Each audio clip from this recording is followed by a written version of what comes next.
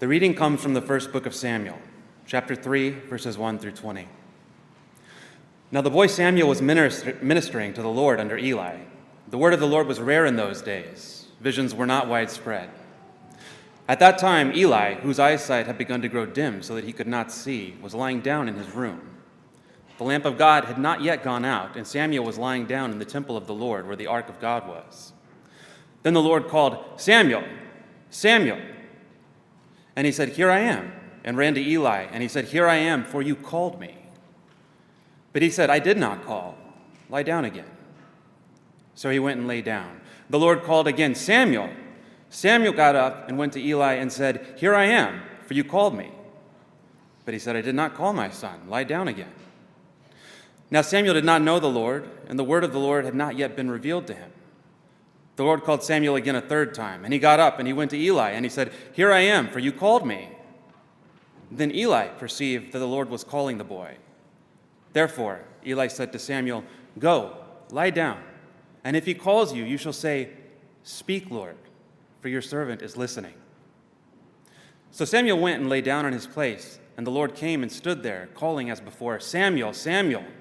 And Samuel said, "Speak, for your servant is listening."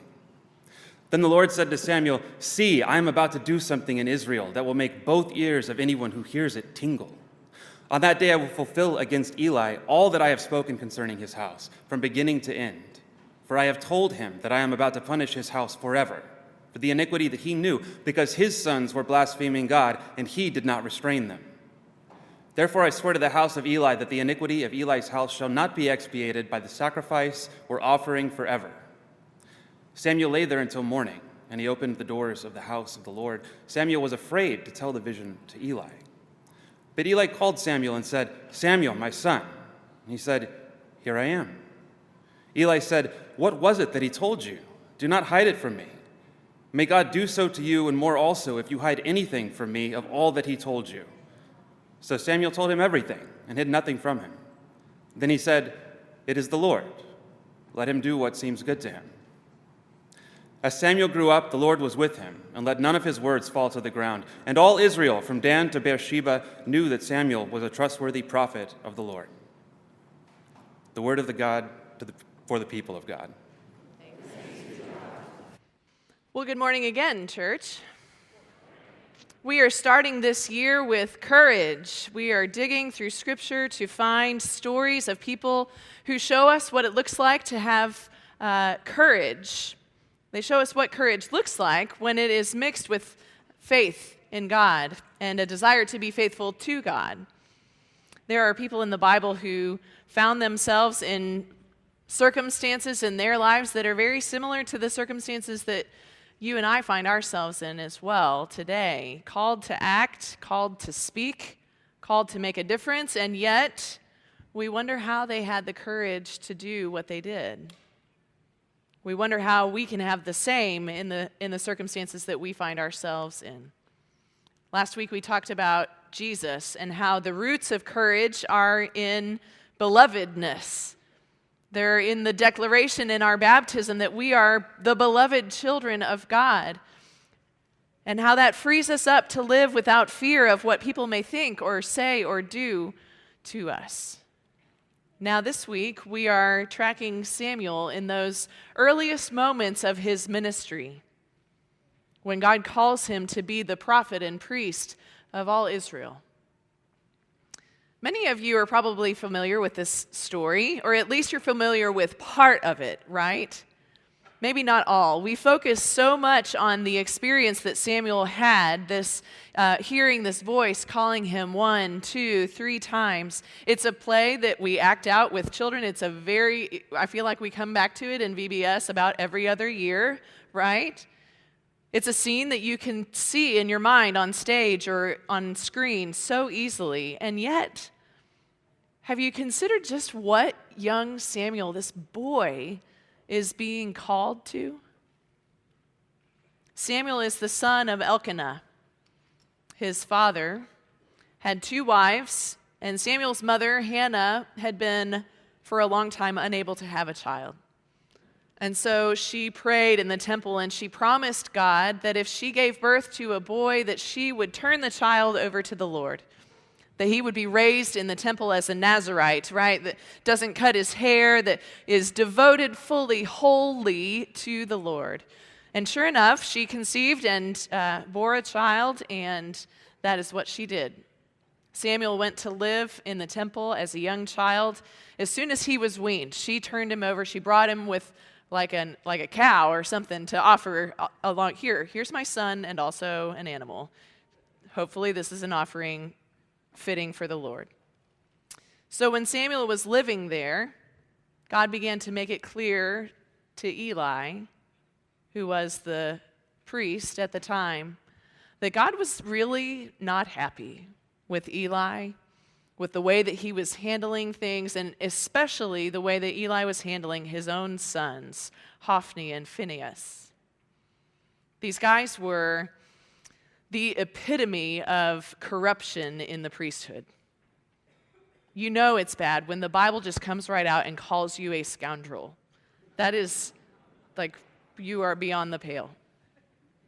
When people came to make their offering to God, an offering to the Lord was a burnt offering. It was an animal that was then basically grilled, right? The temple was basically a massive barbecue. So there were people coming and bringing their animals as an offering to God, and it was not a true and real and acceptable offering unless it got burnt up. You burn up all the fat, which we all know is the really good part, right? I lost my place. I just got to talking. So these guys, this is what these guys would do. When someone would come to bring their offering, they would take the best part of the meat, the fatty part, right? They would take that, cut it off before it all cooked off, and keep it for themselves, before the offering had been completed. So did that person really get to make their offering? No. The gist of it was that these guys, they took the things that were set aside for the Lord, meant for God, to honor and serve God, and they took them for themselves. Just before the passage we read today, it says that they would lay with the women who stood at the entrance to the tent of meeting, women who were there, like the ushers, basically, right? They took what was there to be given to God, in service to God, to honor God, and they kept it for themselves. So by the time that we get to Samuel, God has had enough. And God has promised that basically God is going to take these guys down. So ordinarily, the priesthood goes from generation to generation, carrying on through one family line. But now God has promised to raise up a new prophet and priest for Israel. Enter Samuel. Samuel is young. He's a boy. He is still learning, and the state of Israel's relationship with God really couldn't be a lot worse. Did you hear how our reading described the times? It said, the word of the Lord was rare in those days. Visions were not widespread. In other words, the people were disconnected from God. They suffered from bad leadership, and then they also suffered from the neglect that bad leadership sets in place. They could not get a vision for God's purpose.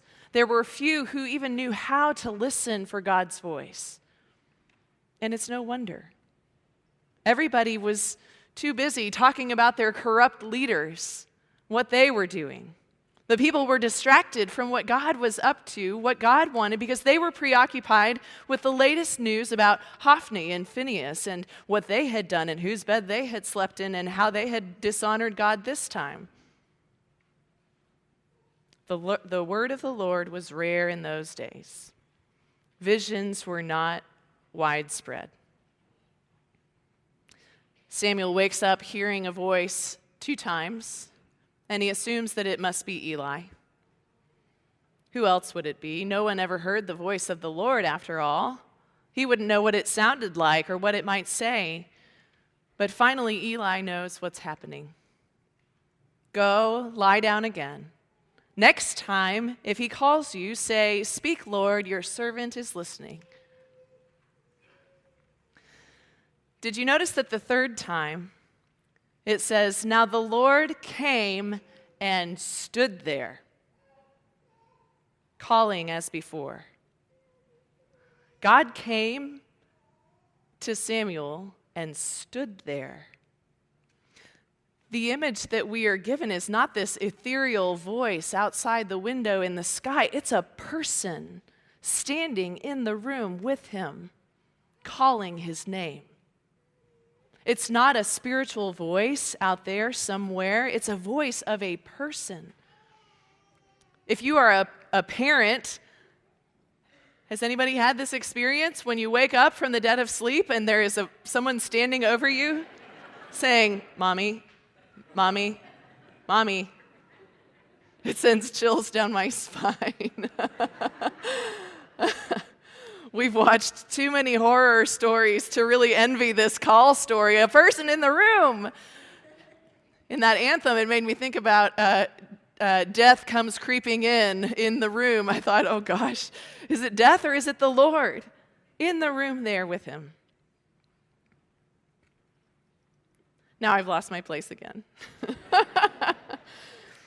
Here's the thing. Usually we end the story right there, right? Samuel hears God's voice. "Speak, Lord, for your servant is listening."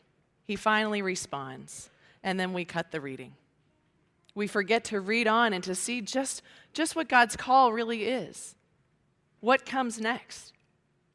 It turns out that God doesn't call Samuel to do anything. God tells Samuel that God is about to change things for Israel. And that's going to begin with eliminating Eli and his 2 sons.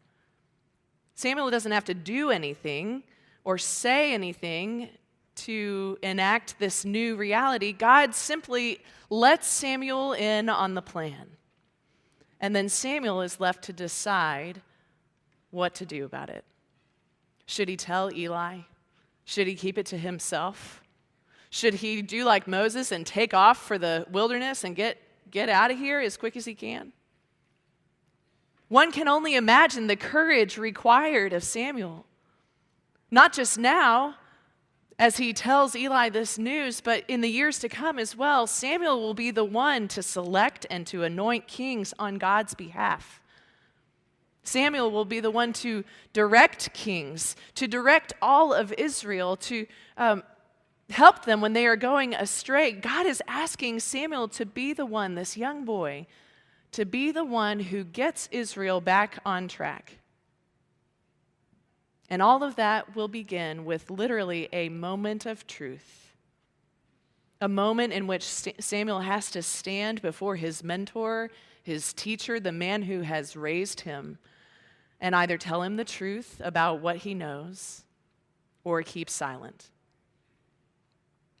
When to speak, when to keep silent, how to lead and to make change.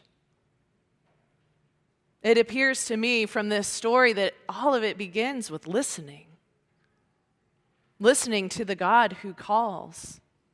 Listening when no one else is listening or no one else knows how to listen. When all the other noise, all the other talk, all the other voices are so hard to cut through. The theologian and preacher Luke Powery is the preacher at Duke Chapel. He says that to act justly in the world is to follow God's ongoing activity in the world.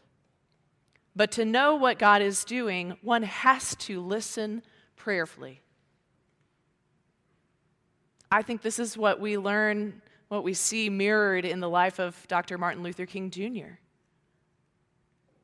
King was not simply listening to the voices around him. He was not only listening to the voices in the news. He wasn't just jumping on a bandwagon that everybody was complaining about. King listened for the voice of God to lead him, especially when it got tough. King heard a call and a promise from the voice of a God of justice. It was in listening to God that Dr. King found the courage to then go forward another step. Right about this time, January of 1956, during the Montgomery bus boycott, Dr. King received a threatening phone call to his home late at night.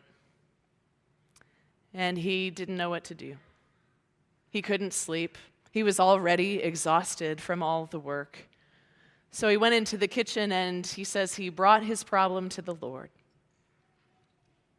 And he describes an experience in which he could hear the quiet assurance of an inner voice saying, "Stand up for righteousness, stand up for truth. God will be at your side forever."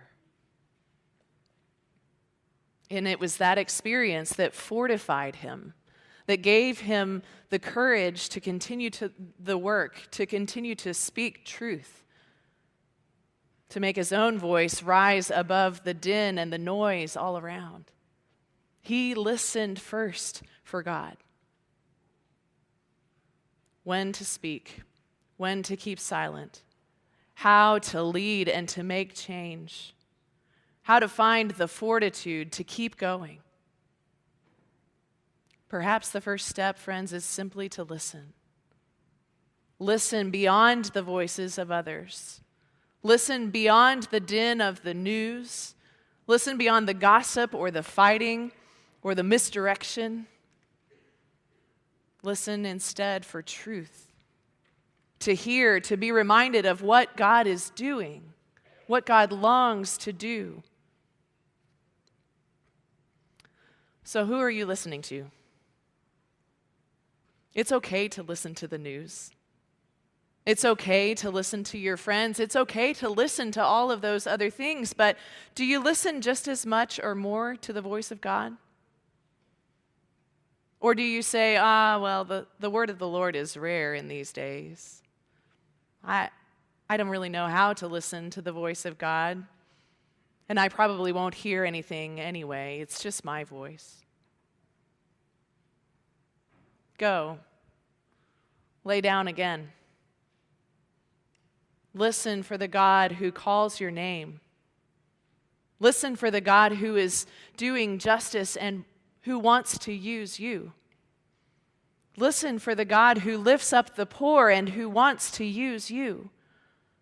Listen for the God who is turning the world upside down and who wants to use you. The noise is loud around us, friends. But stop. Listen. God is calling. Thanks be to God. Amen.